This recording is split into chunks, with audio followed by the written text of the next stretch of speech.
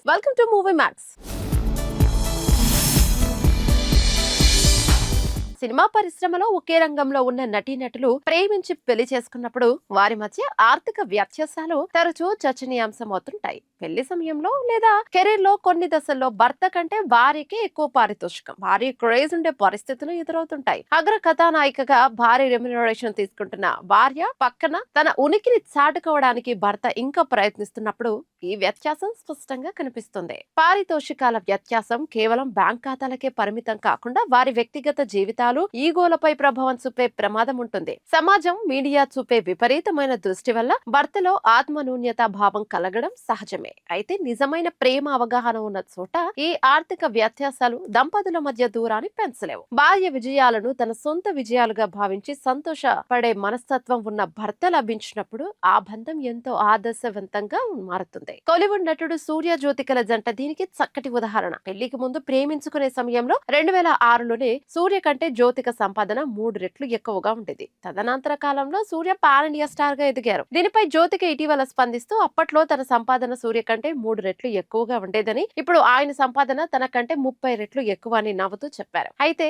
ఎంత ఆర్థిక వ్యత్యాసం ఉన్నా భార్యాభర్తలిద్దరూ సమానమనే భావన సూర్యలో ఎప్పుడూ మారలేదని ఆమె కొనియాడారు. బాలీవుడ్ లో దీపికా పదుకొనే, రణ్వీర్ సింగ్ జంటలో కూడా ఇలాంటి ఆసక్తికరమైన వాతావరణం కనిపిస్తోంది. పద్మావతి వంటి చిత్రాలలో నటించినప్పుడు రణ్వీర్ సింగ్ కంటే దీపికాకి అత్యధిక పారితోషికం లభించింది. భార్య సాధించిన ఈ ఘనతను రణ్వీర్ ఎప్పుడు బహిరంగంగా కొనియాడుతూ ఆమె విజయాలను వేడుకగా సెలబ్రేట్ చేస్తారు రణ్వీర్. తమిళంలో నయనతార, విఘ్నేష్ శివన్ జంటలో లేడీ సూపర్ స్టార్ గా నయనతార అత్యధిక పారితోషికం అందుకుంటున్నారు. బాలీవుడ్ లో వెటరన్ జంట అమితాబ్ బచ్చన్, జయా భాదురీల వివాహం జరిగే సమయానికి జయా భాదురి అగ్ర కథానాయికగా భారీ పారితోషికం తీసుకుంటుండగా అమితాబ్ ఇంకా యాంగ్రీ యంగ్ మ్యాన్ గా స్థిరపడే క్రమంలోనే ఉన్నారు. అలాగే 90లలో అమృత సింగ్ ప్రముఖ హీరోయిన్ గా వెలుగుతున్న సమయంలో సైఫ్ అలీ ఖాన్ తన కెరీర్ ప్రారంభం దశలోనే ఉన్నారు. ఇక టాలీవుడ్ లో నటిగా, దర్శకురాలిగా విజయ్ నిర్మల అత్యంత విజయవంతమైన స్టార్ హోదాలో ఉన్నప్పుడు అప్పుడప్పుడు ఎదుగుతున్న కృష్ణ గారితో కలిసి ప్రయాణించగా,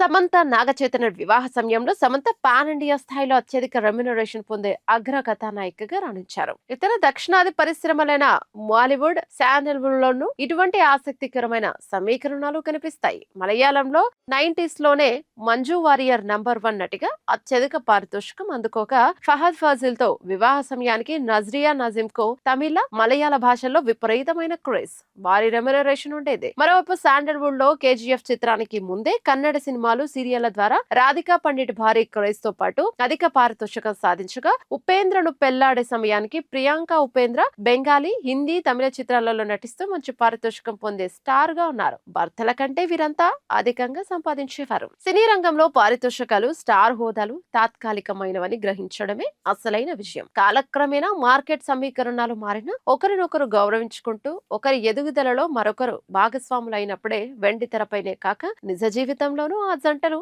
చిరకాలం నిలిచిపోతాయి.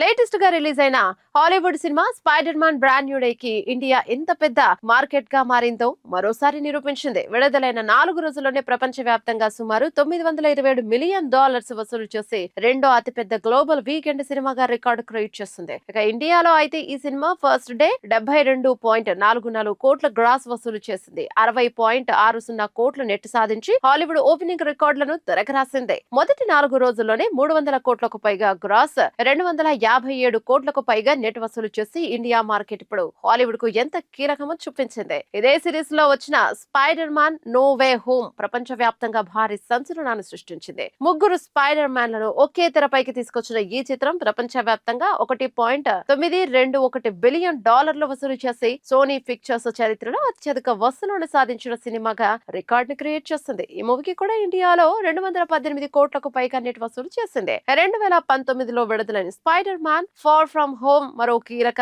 మైలురాయిగా నిలిచింది. ప్రపంచ వ్యాప్తంగా $1.133 బిలియన్ వసూలు చేసి $1 బిలియన్ క్లబ్ లో చేరింది. ఇండియాలో ఈ సినిమా 105 కోట్ల వరకు గ్రాస్ వసూలు చేసి దేశంలో 100 కోట్ల మార్కును దాటిన ఫస్ట్ స్పైడర్ మ్యాన్ చిత్రంగా రికార్డును సృష్టించింది. 2017లో వచ్చిన Spider man home coming collections పరంగా స్ట్రాంగ్ బేస్ వేసింది. ప్రపంచ వ్యాప్తంగా $880.9 మిలియన్ వసూలు చేసి ఆ ఏడాది అత్యధిక వసూలు సాధించిన సాధించిన చిత్రాల్లో ఒకటిగా నిలిచింది. ఇండియాలో ఈ సినిమా 75 కోట్లకు పైగా గ్రాస్ సుమారు 58 కోట్ల నెట్ వసూలు చేసింది. ఇండియాలో హోమ్ కమింగ్ తో పాటు స్టార్ట్ అయిన జర్నీ ఫార్ ఫ్రమ్ హోమ్ తో 100 కోట్ల మార్క్, నో వే హోమ్ తో 200 కోట్ల రికార్డు, ఇప్పుడు బ్రాండ్ న్యూ డే తో 300 కోట్ల నుంచి 400 కోట్ల వైపు రన్ అయ్యేలా కనిపిస్తోంది. స్పైడర్ మ్యాన్ సిరీస్ కేవలం సూపర్ హీరో ఫ్రాంచైజీ మాత్రమే కాదు, ఇండియా మార్కెట్ ను హాలీవుడ్ ఎంత సీరియస్ గా తీసుకుంటుందో చెప్పే ఉదాహరణ కూడా. టాలీవుడ్ లో ఒకప్పుడు వరుస హిట్స్ తో బాక్స్ ఆఫీస్ ను ఏలిన పలువురు స్టార్ డైరెక్టర్లు ప్రస్తుతం ఒక్క ఛాన్స్ కోసం ఎదురు చూస్తున్నారు. భారీ అంచనాలతో తెరకెక్కించిన ప్రాజెక్టులు బాక్స్ ఆఫీస్ వద్ద ఫ్లాప్ కావడంతో తమ తదుపరి చిత్రాలను ఏ హీరోతో చేయాలో తెలియక